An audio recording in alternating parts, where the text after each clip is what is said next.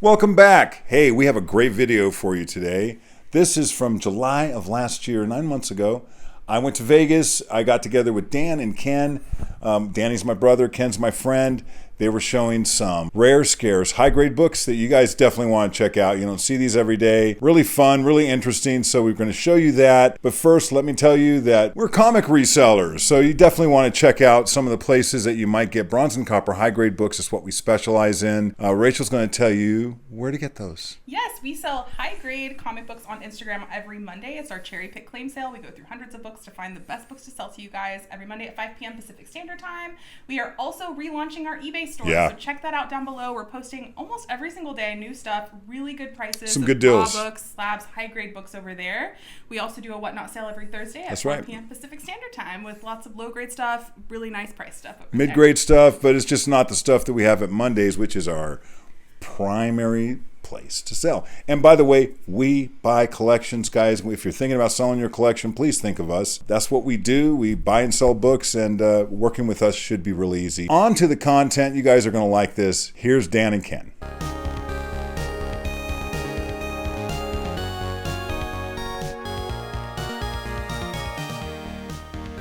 Right, so here we are. We got Ken and Danny. Let's start with Mr. Danny. You're collecting right now. Collecting. That's right.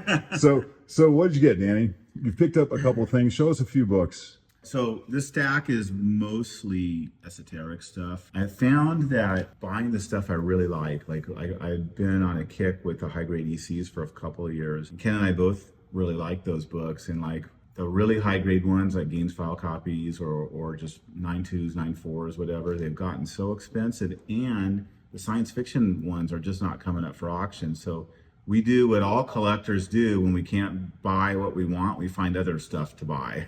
Okay. And that's kind of what I've been doing lately is I've been buying other things that I really like that I probably wouldn't be going after if I was spending my money on high-grade ECs. But I've always wanted a copy of this book, never owned a copy. I collect a lot of Superman stuff from the 50s and 60s, and I've long had a goal to like get all the key issues from the 50s, and this is one I've always wanted. It's a copy of Superman 76 with the first time that Superman and Batman appear in a story together and they learn each other's identities. And this came out in 1952, and it was about 2 years later that Superman and Batman appeared in World's Finest teaming up. And what's interesting is they've been on the cover a lot together in World's Finest, but they never were in a story together. They never were featured together. And this was a graded copy that I took out of a slab and I actually read it. It's a great story and kind of fun to smell the book and see the art and all that. And it's kind of like what Ken does with most of his books. He takes them out of the slabs, and I don't do that very often, but I really wanted to see this one in person, so I did that. This is not a rare book, and it's not even an uncommon book. There's 9.4s out there, there's high-grade copies, but it's an expensive book. I saw a guy at Heroes Con after I bought this copy from Mr. Bedrock, Richard.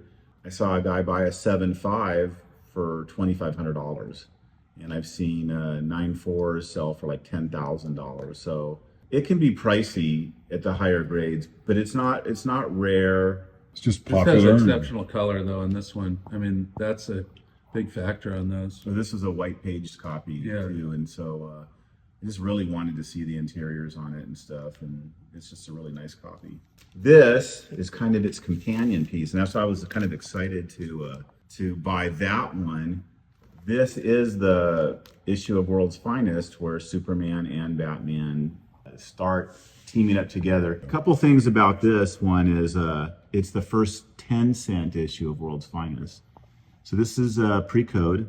This is from the Ohio collection. It is. It's a pedigree. I'm going to be reholdering this book. I don't like books in these original slabs. When I get a chance, I'm going to send this into CGC and get it reholdered. Just a really nice copy. Again, a book that's kind of pricier at the higher grades. I've been wanting a copy of this. It's just funny that I bought these two kind of back to back, about a month apart from each other, after not owning either ever. Yeah. So I mentioned ECs. This is the only EC I bought this year.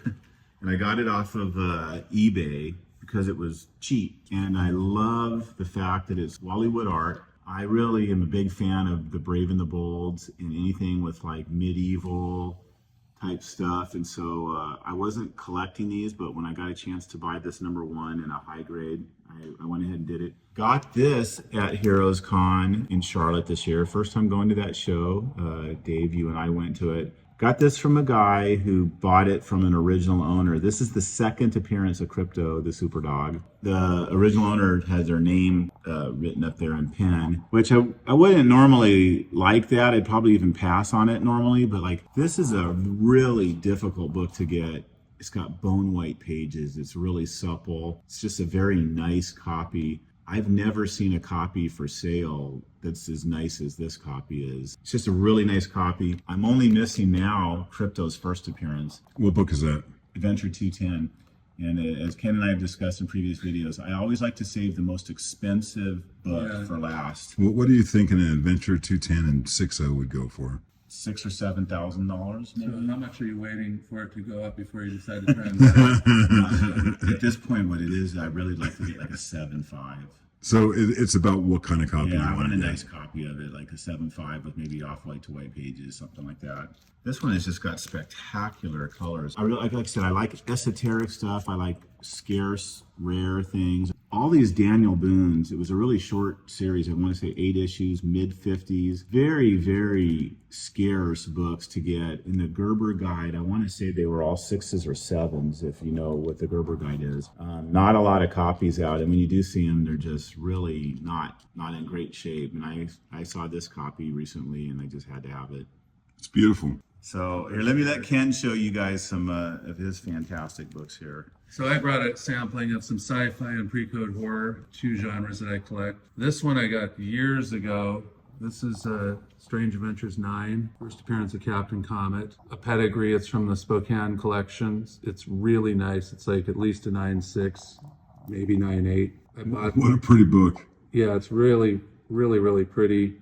What does the census look like on this book? I know there's at least 2 9.6s. I didn't look this up before I came here, but I know there's at least 2 9.6s. I don't Right. think there's a 9.8. So it's not rare in grade, but it always guides really high. It's an expensive book and guide. I think in the last couple of years, the price that people pay for it has started to come up to correspond a little bit better with how it is in guide compared to surrounding issues. Why is the origin of Captain Comet sought This after? is his first appearance too. It's the first appearance. I don't know if it's highly sought after. I mean, it's not as popular as Adam Strange and Mystery in Space, and that's not why I bought it. I just like the black cover, and I like the colors on that, and I like the cover art. I'm really a cover person on comic books.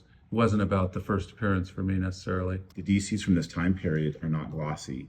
They're a matte finish, and so when they're not in grade, they just don't look nice. They're drab, and it's like you have to see this book in person. This book looks like it was preserved perfectly from the day it was bought.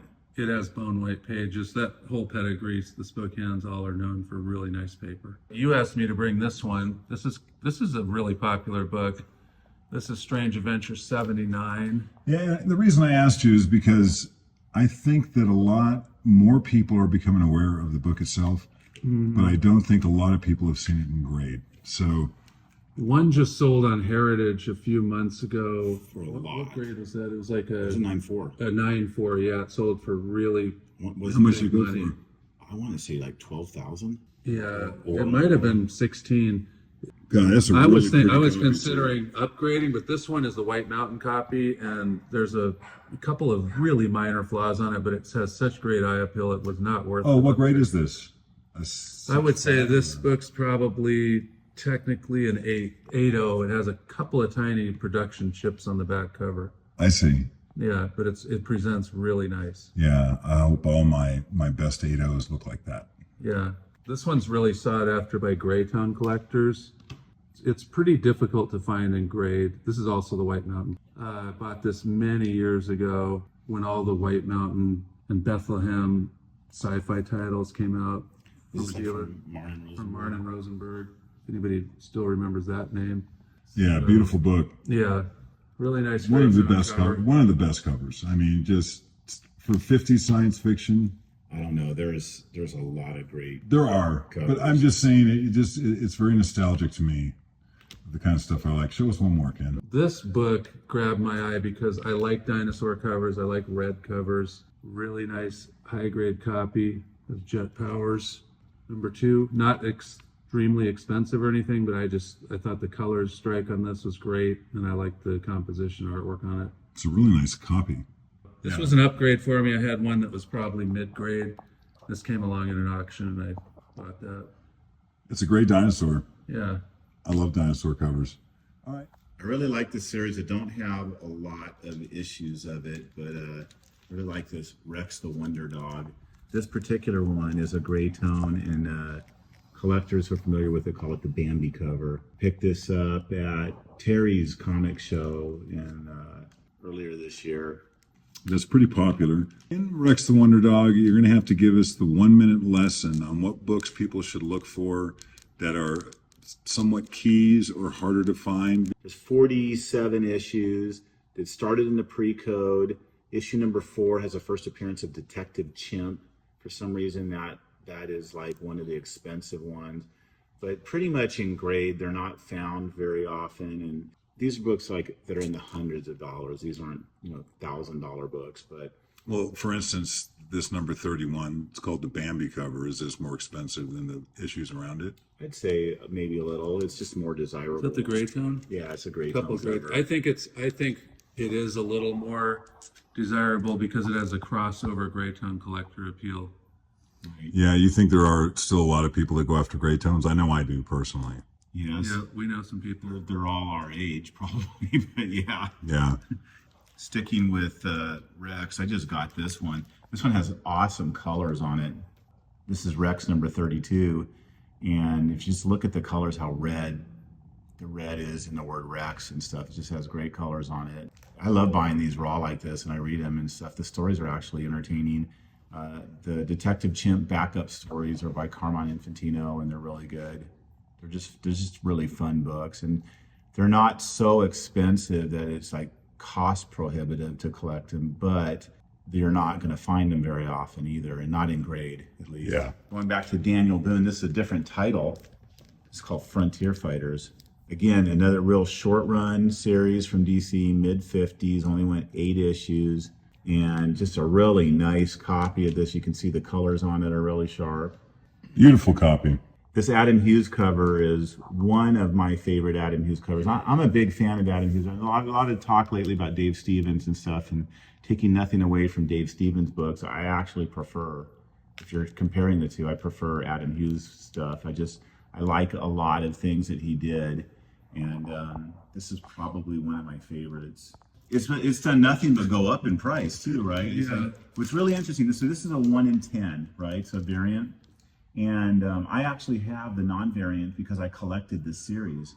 And I remember when this first came out and people were talking about this, I randomized which copy do I have? And of course I did not have the variant. But interestingly enough, it might be Adam Hughes' most expensive book. I don't know that he's got any books that are more well. I don't know either. It's my favorite Adam Hughes. Yeah, cover, though. I love it's that insanely book. good. I love that. I don't know that he's got anything Yeah. more expensive, more valuable than that, but like it's just really interesting that this book is almost 20 years old now. It came out in 2006, and it's just really done nothing but go up in price. I asked Danny to bring this set of Care Bears from Star Comics. You bought these brand new. My daughter Jennifer was born in 1985, and I believe the first issue of this came out in 1985. And at the time, Care Bears were very popular, and her nursery was all themed with Care Bears stuff. They were just coming out in the comic shop, and so I just started buying them because I just thought they were kind of interesting. I don't think these ever been read. They're just basically your unread copies of this series. I do not have the whole run. I feel like I'm missing the last couple of issues. I think it ended around number 17. I only go up to 12 or 13. I actually thought about I need to go out and get the last couple issues, but I've not been able to find them. They're just as clean, uncirculated, right? Never read. And you'll find people that are completists like Danny that have these and they put them away and never bother them. Well, here, but like, look at, we talk about comics that were like not touched. Look at how yellow that yellow is. Yeah, so There's they no really seen the light. dirt on it. Hadn't seen the light of day very often. That one happens to be a new Here, series. like directs as well. This has got a black cover. Look at this one. Yeah, this is number 10. That is really actually quite cool. It is, yeah. Yeah, I like that. I mean, assume this one's kind of. This one also has a lot of value. So if this was to grade out 9.8, it's an expensive book because there's people who collect the Marvel 25th anniversary covers. Right. There's the allure of all that and the fact that no one took these serious really, and people tend to like not think books like this will ever be valuable. So they just don't take care of them. So when you see sets like this, it's very different. And there's still a fandom around that, and people also like the oddity of just having Care Bear in comics. I don't know if they're the hardest star comics to get. I think there's probably some that are even probably just as scarce or harder to find. But To get a stack like that is not easy. yeah, I don't care you know who what? you I'm gonna be honest with you. Had you not told me about it, I would have thought these were like $5 or $10 books. Sold. But I'll give you 12. This is a favorite of mine. Space Adventures 12, classic Steve Ditko cover. It took me a while to find a nice copy of this. I'd actually like to upgrade this, but really like this cover a lot. And this one is really, it has nice colors on it. Like this alien right here can sometimes wash out where these magentas kind of become drab, but this, and the boots become kind of a grayish blue, but this copy has really good colors on it. Pretty copy. Yeah, classic sci-fi. The 7.5. Did you crack that one out? I did crack it out. Go Ken. It Go. looks better than 7.5. So some pre-code horror, kind of has a sci-fi crossover. I love this, man. Horror sci-fi crossover. Yeah, Tomb of Terror. This is really my sensibility on the kind of stuff that I like. is that a Cole? No, I think this is Lee Elias cover. And this came from an original owner collection. I bought a lot of books from this collection out of Canada over the last several years. This was one of them. There's file copies of this that, typically have creamed off-white pages. Nice looking copies. This one is off-white white. It's really nice colors on it. I had to keep that one. This was an 8.0. Wow. Off-white white, but really, really nice looking 8.0. Speaking of that original owner collection, this came out of the same collection. Lots of pre-code horror in this collection, lots of sci-fi. The collection spanned from the early 50s all the way up through the Bronze Age. One of the best collections, I think, ever to surface. Another beautiful copy, by the way. Golly, you just Yeah, don't this see these in this grade, man. Yeah, really nice copy of this. I like that cover. That's really cool. Journey into Mystery 7. This is an early issue. Very tough issue to get. This was not graded. This was never graded, but it's probably 8.5-ish type of copy. It looks beautiful. Yeah, nice colors on it. Nice page Yeah. quality.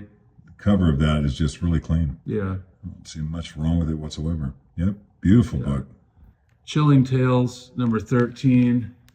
It has a Matt Fox cover, and he did a lot of pulp covers, weird tales on pulps, and I don't know, the Heritage just did an auction of pulps, and the Weird Tales did pretty well. I mean, he's a popular artist, unusual style of artwork. His Adventures into Terror 30, this is one of the first pre-code horror books I purchased.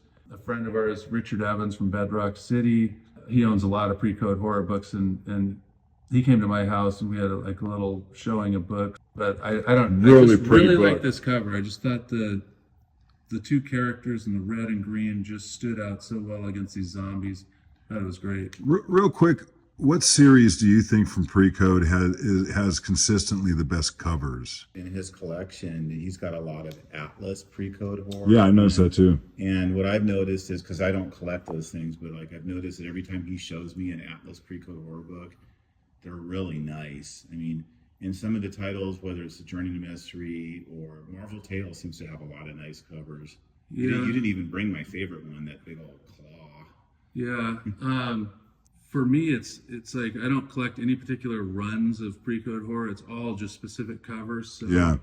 I don't know if I could pick a title that I would say this title has generally the best covers of the run. I know that certain publishers are more scarce than Atlas, but I strictly go by, looking. Do you think like EC has the most consistent? If you're counting ECs, Well, I'm any Pre-Code, right? then Those are the most popular. EC is great for sci-fi. And as far as like pre-code horror, they have a few classic covers, but I actually think that there's some better covers in Atlas. The and Haunt of DC. Fears with Graham Ingalls are fantastic. Yeah. Some of those are the very Graham best. Graham Ingalls is the man.